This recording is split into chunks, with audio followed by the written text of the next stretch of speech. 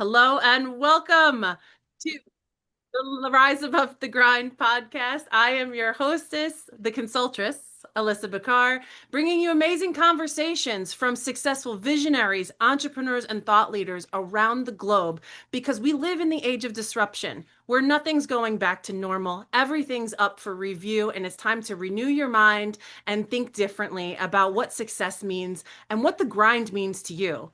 And to that end, we are sponsored by the No More 9 to 5 Club.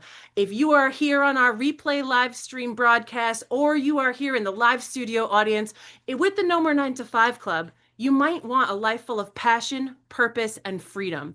You are in the right place. Come interact with us. Drop your comments on the live stream in YouTube. Come join us here live in the audience. Go to the no more 9 to 5 club.org and sign up for the podcast to join us live in the studio audience.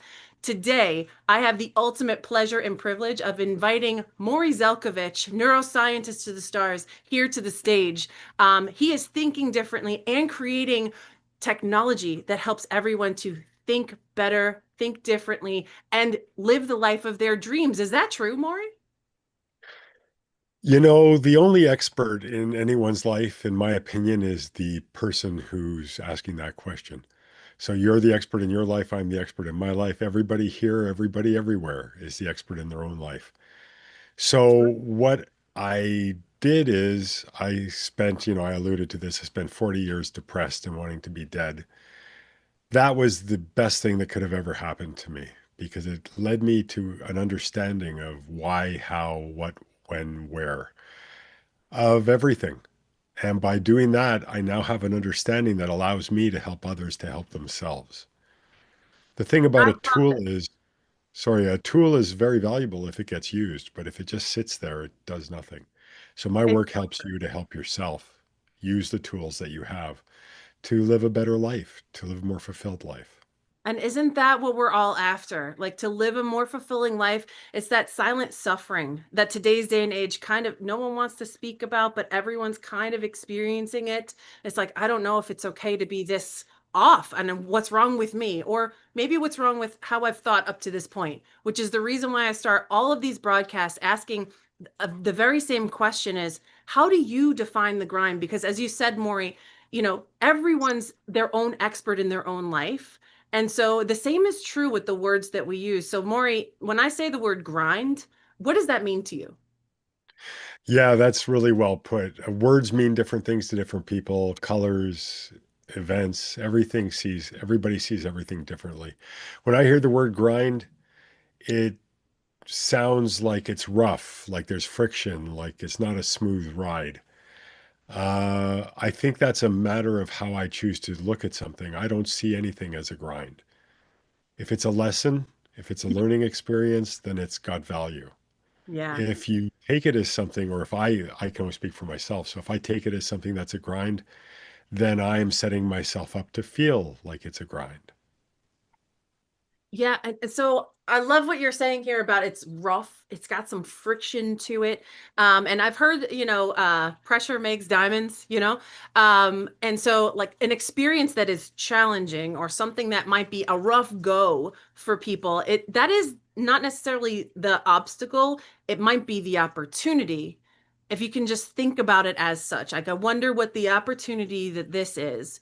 So, can you name a time when you were going through something rough or when you had an aha moment that, oh, this is actually going to leave me better than when I arrived to this problem, challenge, or the like?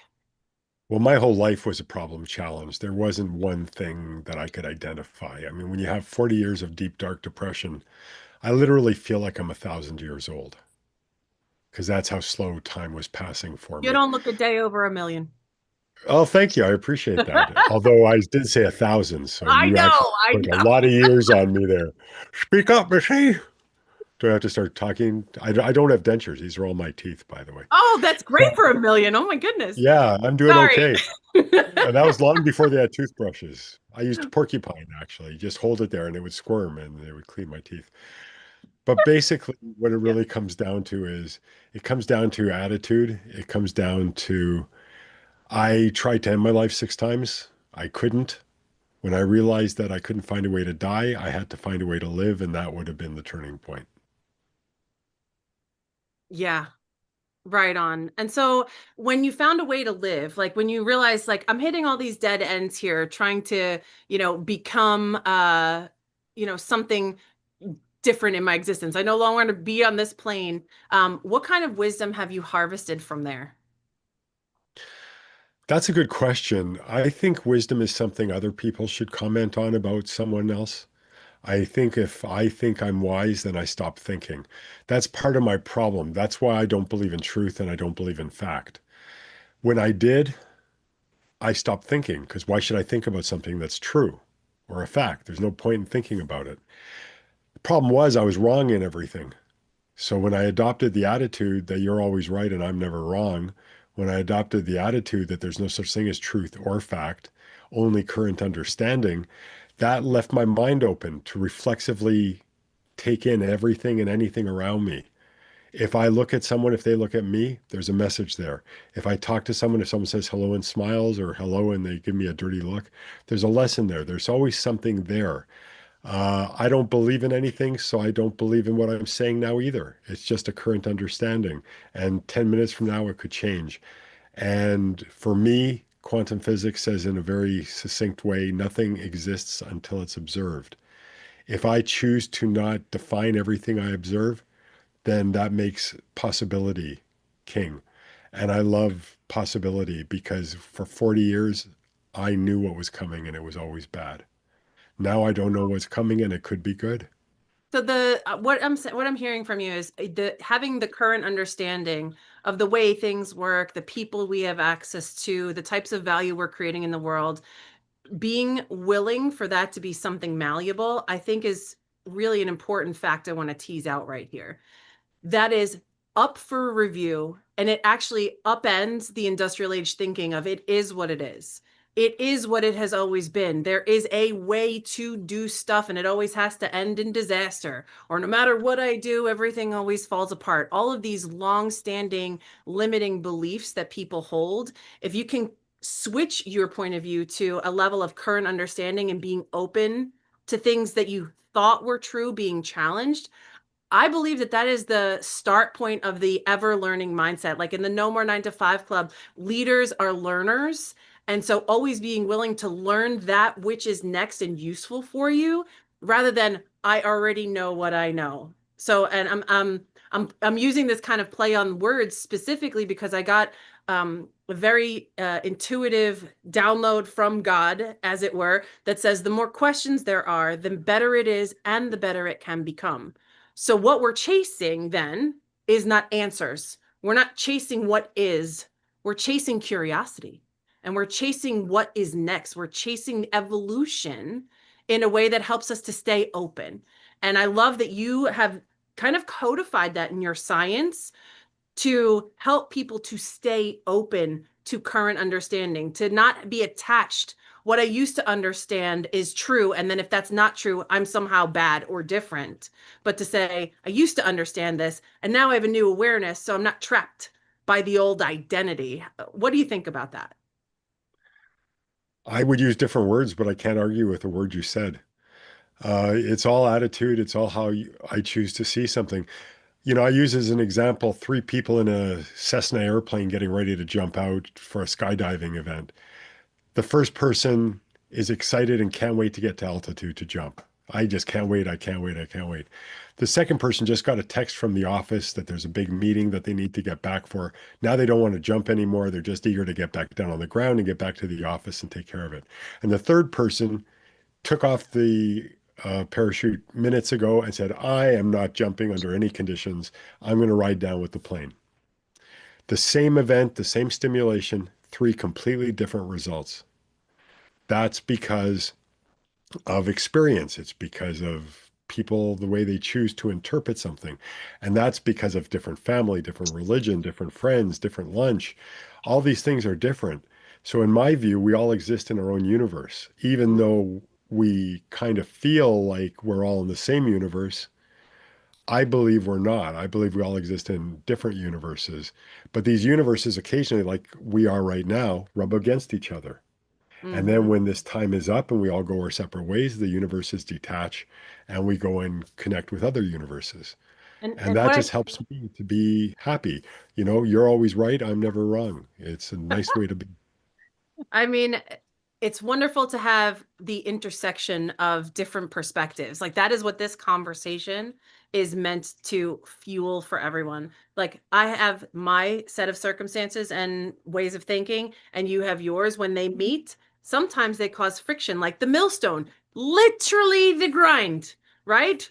Grain into flour. But where the two meet, you have opportunity for understanding, new perspective, and walking away from the experience transformed and different than when you arrived. So, Morry, I'd just love for you to touch a little bit into the Mind Trainer Pro suite of tools that you've created and how that supports people to become more changed as they let their universe come up against and be ever changed by the technology you've developed. So here's the thing. To understand the technology, you need to understand the dynamics of how you operate. Pardon me. Basically, what that means is we have thoughts, and these thoughts run through our mind, and they produce brainwave activity. You know, everyone's seen the little sharp lines that go up and down when people have these little probes on their forehead. That's brainwave activity. Depending on the activity and the location of the brain where that activity is occurring, that releases chemistry. And the chemistry is in the form of things like endorphins and hormones and neurotransmitters. And you can look at that like a recipe or ingredients of a recipe. So if you mix them together in the right proportions, you can have a very delicious, very healthy meal. But if you do it the wrong way, not so much. The idea is if you're happy, if you're interested, if you're bored, if you're excited, turned on, turned off, whatever you are, you don't actually experience that until it passes through your brain. Your brain creates activity, which creates chemistry. It's the chemistry that's coded to let you be happy, to let you be excited, to let you be afraid, whatever.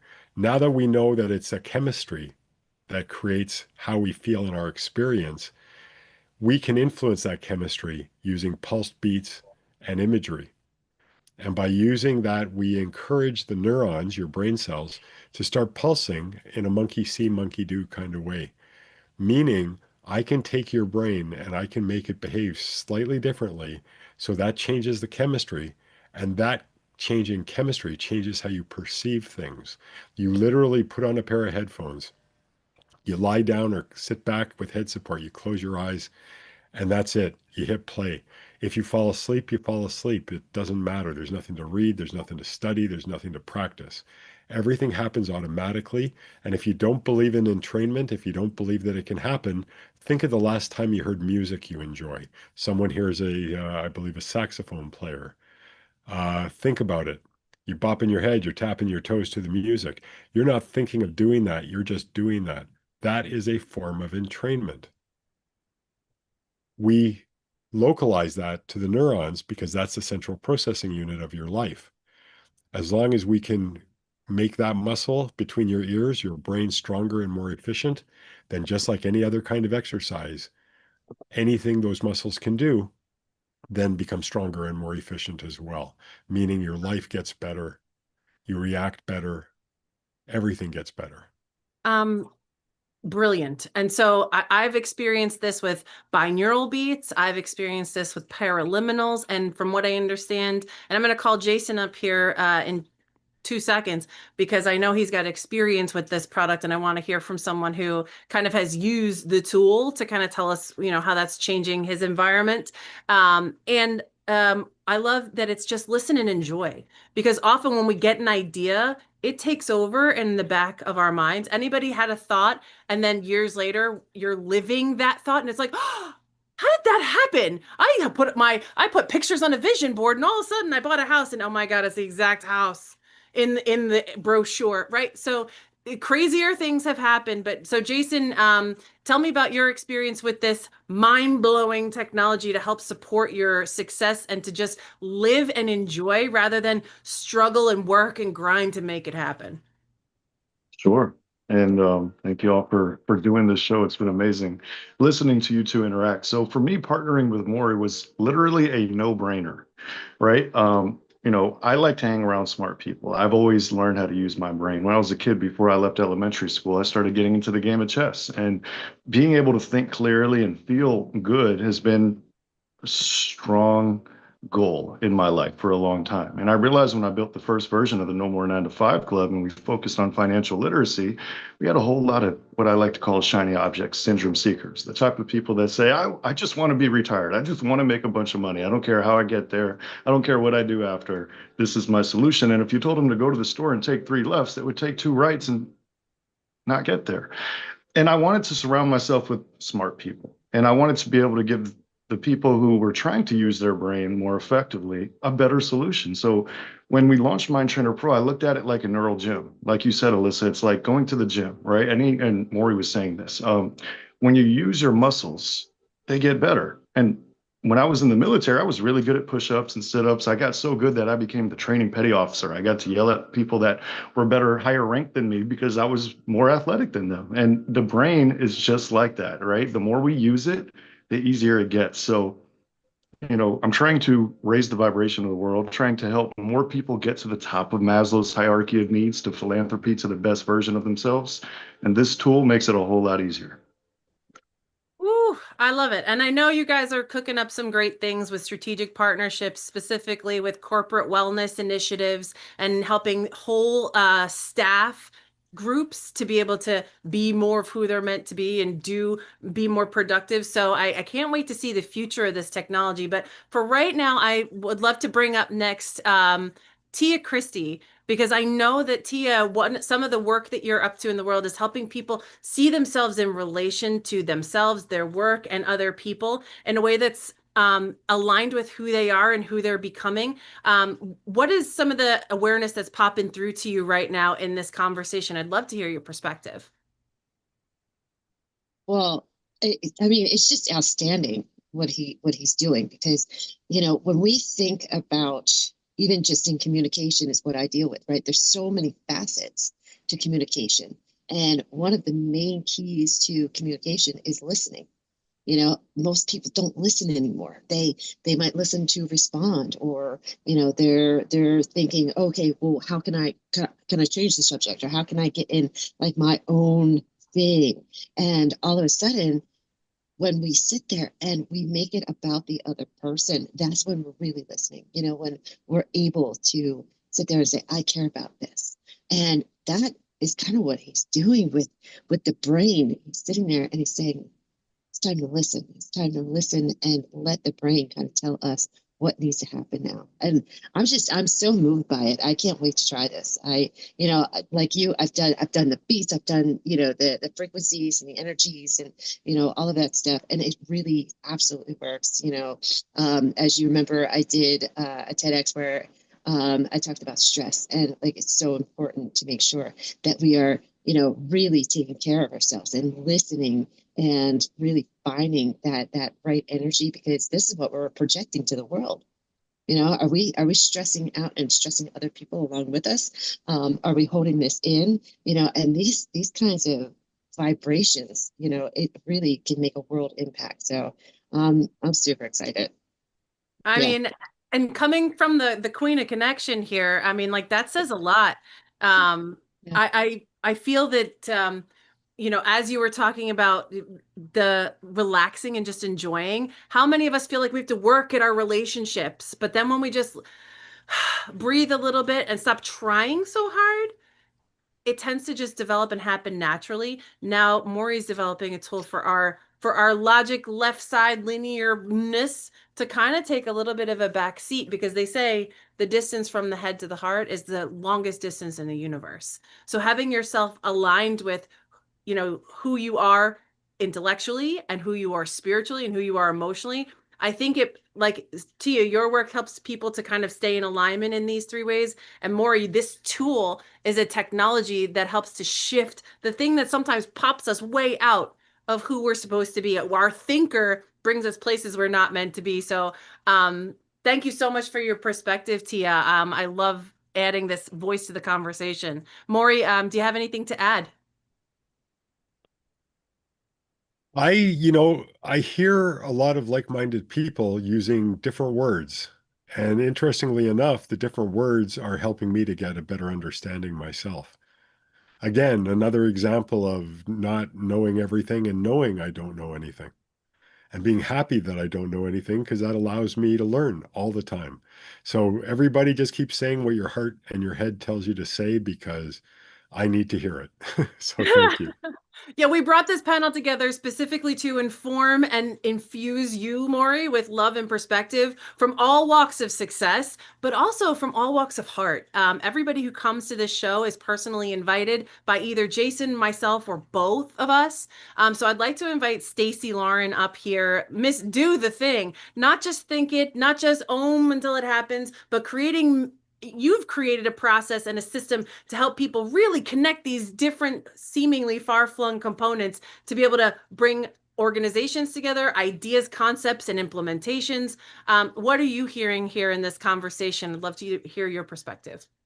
Yeah, I'm just loving this so much. And Maury, I like want to just honor what you built. I can't wait to check it out. What I've noticed is every level of growth that we experience, whether it's our own individual growth or collective growth through our community, it requires a new level of breakthrough. And so it's like really exciting to see what Maury has done because that like in order to have a breakthrough, it is not easy. We have to go to new levels of our internal discovery of who we are and what we're wanting to do, and then being able to tap into that. And so I do it through a comfort zone, you know, so it's identifying our own individual comfort zone and then identifying the community that we have in their comfort zone and really kind of helping people like take action together. So that's what I like to do. And I love aligning with people that are able to help people get past their own individual, I call it a comfort circle, so that way they can kind of like do the things that they want to do and they get to grow together, essentially. Yeah, and can you just tell us a little bit? I know you've been up to some things in the philanthropy sector. What are some of the ways that you're bringing this technology to help? What are some results people are getting from that? Yeah, well, so I can show you really quick if you want, just kind of like an idea. But I have this like comfort circle framework where an individual and then groups kind of like go through this journey where we're like horses, then we're finding our voice, sharing our voice, monetizing our voice, creating a movement, and global reach. And so when I was helping people go through each of these circles, everyone got stuck here at the monetize your voice circle. And so that was when, in response to that, I created what I'm doing now, which is the $1 billion impact marketplace, where it makes it easier for people to share their services and their products out in the world because they know a percentage of the money is going to charity or to a good cause. And so those are the results as people are able to put their like launch their stuff faster and they're doing it in community and connection. And so it helps amplify the charity, their cause, their mission, and then it also helps sustain the entrepreneur with being able to fund their own stuff. Because a lot of times when we're doing this work, it can be exhausting because we see that we are helping people with our voice, you know, and we're saving time for other people having gone through what they've been through. Like Maury, hearing your story of like having to look for something to live for, you know, like that, like we hear this 1 minute version of that, but I mean, that is like a whole thing that you went through, right? Now you've given everyone a shortcut through this system that you've developed. And so that's basically, yeah, what I love doing is helping people have that shortcut of being able to get something out much quicker by being able to help charities also fuel their causes too. Morry, what are you hearing from Stacy's work? Well, first of all, I love what she's doing. I love how it's geared to helping make the world a better place with intention. It's funny because I heard the comfort circle and the comfort, and all I think of is for me, I'm most comfortable when I don't know a thing. Mm. Because I don't right away reflexively jump to the negative, I jump to the positive. Because, like I said, I had 40 years of negative, it's enough. And So he for me, reframed his comfort is brain. not knowing. Yeah, for me, comfort is not knowing anything. It's I not have knowing this. what's coming next, what's behind the next door, what the next person is going to say. So far, I feel a lot of energy, a lot of power, and kind of people should have to watch this as part of their schooling, I think, because for me, it's an education process. And if we're taught to be afraid, we're afraid. If we're taught to be hopeful, we're hopeful. And Mm. people need to have more of this sharing of ideas. And I don't hear anybody here worried that there's a competition between what one person's doing and another. Everything's very complementary. And there's more than enough room for all of us. Yeah, absolutely. And what I was doing over here, if you're watching this on the video, I told you guys about the download in the mountains of Italy. Più domande ci sono, meglio è e meglio sarà. I already talked about that in this broadcast, but I also had another one years prior to that that was grow and let go. Like and it literally came Morry with this idea that we take our head and we put it down and back. And from the heart, we then lift it up. So like we're taking in our information from here, and it gets to our thoughts get to be the lagging indicator of that growth. And I'm kind of seeing that with your ability to go directly to positive because you've already witnessed the other way around, you know. Jason, you have your hand up. You want to plug in something, some thought and awareness here? I do. I figured since we were live streaming and talking about charity, I wanted to say that we do have a 501c3, the foundation, which Morry's generously partnered with. The systems that he developed is really about peak performance. It's helping good people do better. But there are systems out there to get people from the bottom, from that turning point.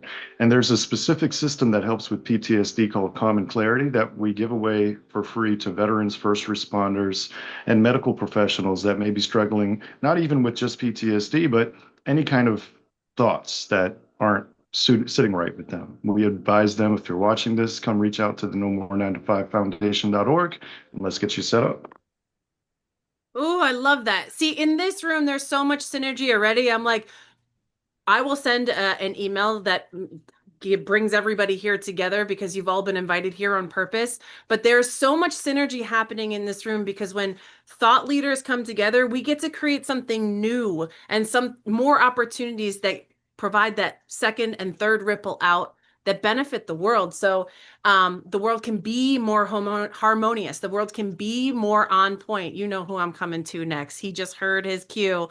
Mike Brenner, right chord leadership. This man is a musician at heart and uses those principles to really infuse teams with better communication and better awareness. So, you know, how does this conversation hit your landscape and what are you picking up from the dialogue so far? Yeah, I mean, I get a sense that Morry and I would probably have a long and robust conversation over a couple of carafes of coffee or beer or whatever his beverage of choice might be, because I think we're playing in the same sandbox, just from slightly different angles. I mean, as someone who spends huge chunks of his life in the world of sound and rhythm and vibration, this technology sounds absolutely fascinating. I'd love to know. And maybe Morry can expound on this. You know, when I put on the headphones, what exactly am I hearing, right? What exactly is coming into my brain? But I'll you know, we can get back to that momentarily. I think there's so much here that's connecting with me in terms of my passion, love, and background in jazz music, which is the primary musical lens through which I do my work. This notion of I don't know and I know that I don't know and I'm okay with not knowing. I mean, that's like a fundamental jazz principle. When jazz musicians get together, obviously they spent years, you know, studying the craft and learning the scales and the chords. But like when they get together, it's really a reflection of the old, you know, the kind of beginner's mind sentiment where I don't know what's going to emerge from this moment. And it's certainly not a competition, as Morry points out. It's a collaboration, a great deal of trust, and it's a sense of like, let's go on this journey together. And maybe it'll sound good, maybe it'll sound crappy, but let's see what emerges. So, playing jazz music in particular is an art form that's really centered around possibility and potential, and not necessarily knowing where we're going, and not only being okay with that, but actually seeking out that space together. I also wrote down his notion of like universes coming together. Again, that's built into sort of the way people play jazz. I have my own way of playing, my own background, values, perspectives, musical approaches. You have yours.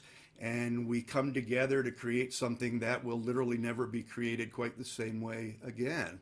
Um, Someone once said that jazz is one of the types of music where the same note could be played differently night after night after night after night. So it really is an art form around the sense of exploration, communal exploration, and openness and receptivity to what the other person is putting out there into the universe. The drummer would never say like, soloist, I don't like what you're doing, right? We adapt, we listen, we complement, and it sounds like Morry's Technologies is intended to do much the same in a very different way, using state of the art technology. So those are the connections that I'm making. I think, well, maybe not completely obvious in subtle ways, his work and my work have a lot of shared DNA.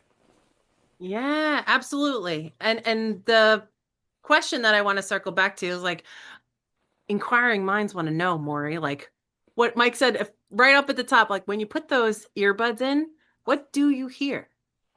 Can you share that with So, yeah, first of all, you don't use earbuds. And the reason for that is simple, and I'm sure Mike understands this. So, Mike, tell me, if a tree falls in the woods and no one's there to hear it, does it make a noise? Yes or no? That is the philosopher's $100,000 question. I have the answer, by the way. I'm sure you do. My inclination is to say no. Okay. If someone is there to hear it and a tree falls, does it make a noise? My inclination is to say yes. Okay, here's why you can't use earbuds. Earbuds have a very, very small reverberatory surface. Very small. It is not your perception of sound, because sound doesn't actually exist, that creates the entrainment effect. It is the power of the signal itself. So, bone conduction headphones or over the ear headphones, much larger surface, vibratory. If you put your hand on your throat and you count backwards from 5, 4, 3, 2, 1, you'll feel vibration. Sound is nothing more than the brain's interpretation of vibration. So if a tree falls, someone's there or not there, it makes no difference. It's making vibration, it's not making sound. The observer creates the sound. So what you're going to hear, and I'll give you an example because Jason brought up calm and clarity. That is a triliminal system that I created. Triliminals involve a bunch of different factors. So you hear a shh sound, which is designed at 600 frequencies laid over top of each other one at a time, primarily to use as a mask. And then it gets used also because certain frequencies, I believe, are resonant with different regions of your brain. So it makes them more receptive. You're also going to hear a pulse tone, kind of like a soft MRI. Bump, bump, bump, bump, bump, bump, bump, bump, bump. That's in the theta bandwidth. That's there to elicit a response in the brain called long-term potentiation. That's your brain's ability to form a neural pathway. If you've ever been introduced to someone and 2 seconds later you don't remember their name, everyone can relate to that. At least so far, I found that. That is because long-term potentiation wasn't active in your brain at the time. If it is, it gets formed into a neural pathway and you remember. If it isn't, it goes in one ear and out the other. Then you hear me talking in the left ear for the right hemisphere, right ear for the left hemisphere, center for both. And that's how perception works. Any information in the left side goes to the right hemisphere and the right goes to the left. By combining all of this, we cause the brain to reorganize at a higher level. Just like muscle tissue, when you exercise, it creates tears and then the rest phase rebuilds it at a higher level. I treat the brain like that. So that's what you're hearing in a triliminal. I have many other technologies, but I can't go through them all now because we don't have enough time. But that should give you an Wow. indication. Thank you. This is super cool. My geek brain is like tingling over here. I'm like, oh, I understand how this works. Thank you so much for that question, Mike, and then for that explanation, Morry. This is the power that now we can go out and, advocate for this in our organizations, in the people that we know, love, and trust, people who are looking for solutions. Like, I just want to feel better. Well, guess what? There's a way to just kick back, relax, and do that as well. Miss Jess Jorgensen, Miss Go Rom, the quintessential digital nomad, providing for more digital nomads. What are you picking up here in this conversation that's useful to you, but also that's resonant in how you're seeing the world of business and life? Absolutely. Thank you.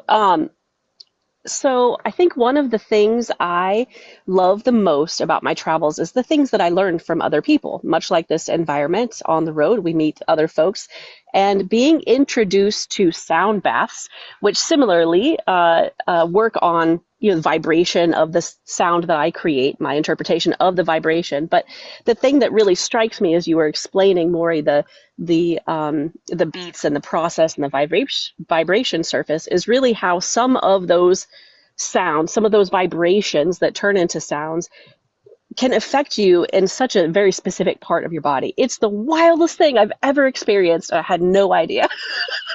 The other thing I've learned in my experiences in business and travel is that my brain loves to lie to me. It lies to me all the time. It tells me that things are going to go a certain way based on previous experiences.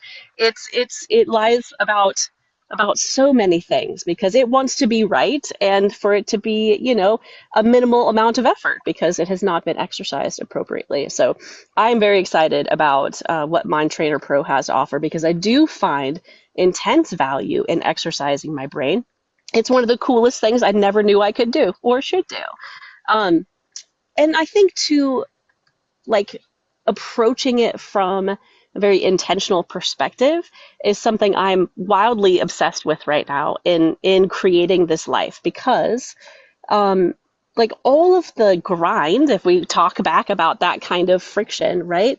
I can identify specifically where those points have happened, where my universe has collided with someone else's universe. And, we weren't on the same vibration and it caused that kind of, middle effect that wasn't always so much fun, right? Whether it was my children or business partners or clients or whatever, right? Like taking a step back to be like, that is just our status at this moment is so incredibly helpful to consider, right? Like Morry said, this is just what I know at this time.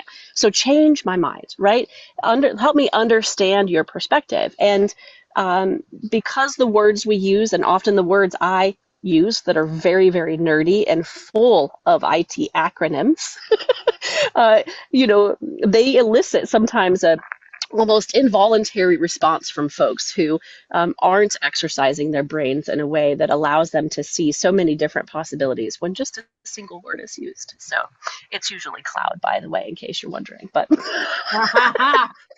not just the fluffy things passing by us in the sky. Jess uses that technology to beam me up Scotty. And I don't know how, I don't want to know how, but I just know that it works, right? If we can trust Yep. our technology to do the things that bring us this meeting right here and just go, I don't know, it's magic. I just know that it works. We can do the same thing with our mindset. I was capturing some of these conversational nuggets coming by in the chat here. And I'm like, it's one thing to understand it intellectually. It's a totally different thing to trust that it's helpful, even if you don't understand the inner workings. I had somebody in the tech space, friend of mine, former client, was like, all right, so my hiring process when somebody came in was to ask them, okay, tell me all the steps to sending and receiving an email.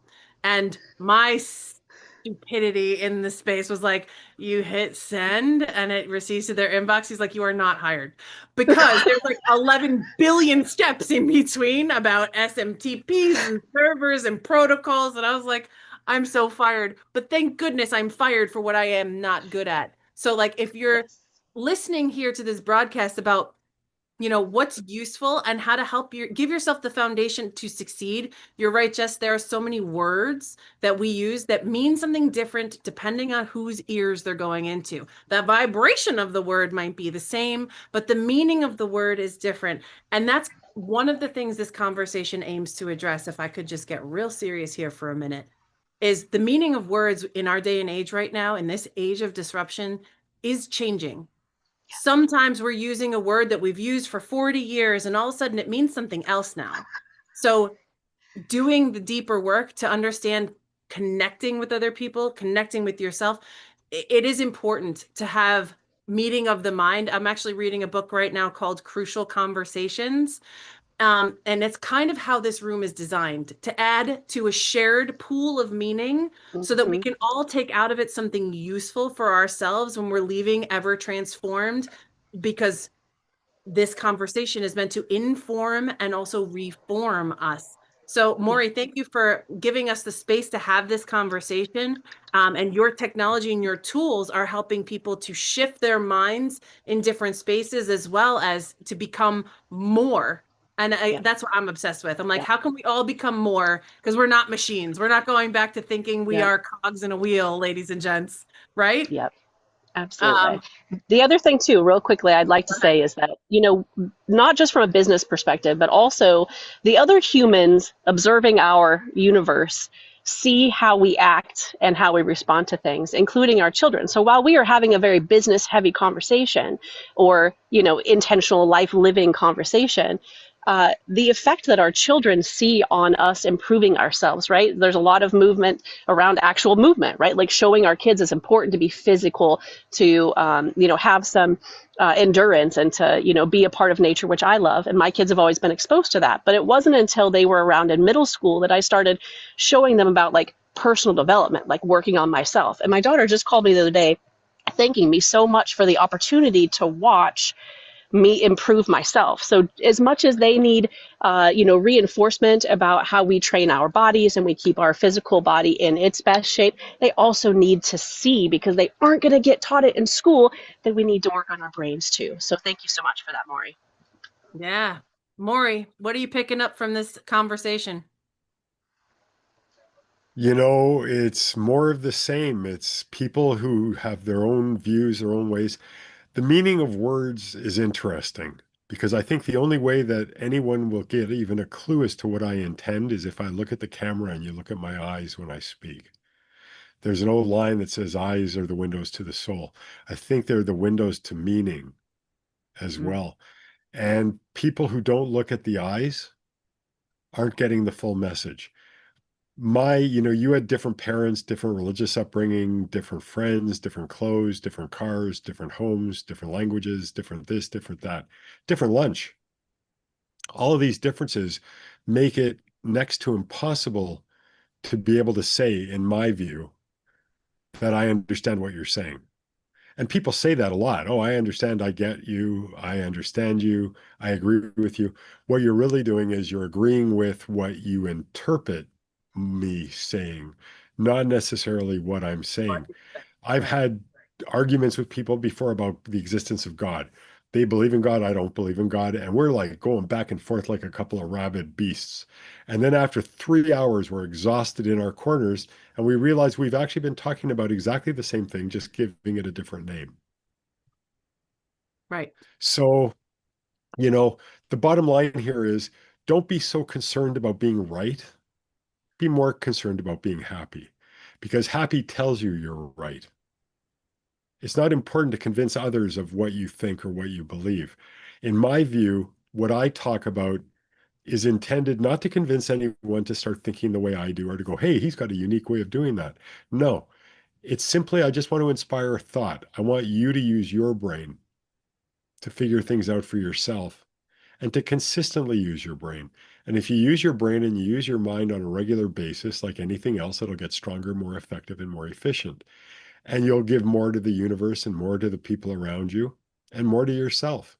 And if we have everybody in the world doing that, if we create a movement where everybody realizes that their physical health is just as important as their mental health, as their brain health, as their mind's health, then I think the world will be a much better place. And this is coming from a scientist. It's going to sound really stupid, I think, but I believe that all disease will disappear one day, just like someone flicking a switch. The day that happens will be the day that everybody starts loving everybody, treating everybody with respect and equality. And once we do that, there'll be nothing to mirror, because right now we're a bunch of individual people, or so we think. What if we're not individuals? What if we're actually all part of the same being? But because we're so small, we see the distance between us. The cells, if you get yourself small enough in your hand, you wouldn't be able to see one cell next to the other cell. So just imagine that that's what's happening now. And if we're against each other, if we're stealing from each other, if we're cheating each other, if we hate each other or killing each other, what we're really doing is we're behaving like cancer. All disease mirrors what we're doing to ourselves. And I honestly believe that the day we eliminate all this crap that we do to each other, Yeah. that's when disease will have nothing to be mirrored anymore, and it'll just disappear, and everyone will think it's a miracle. But you and I will know it's just nature doing what it's supposed to do. Yeah. At least So that's what I currently believe. currently believe, right. So all back to staying open to be transformed, not grabbing on and holding tight to everything you've always known, because the goal here, ladies and gents, is to evolve, to be surprised, change my mind.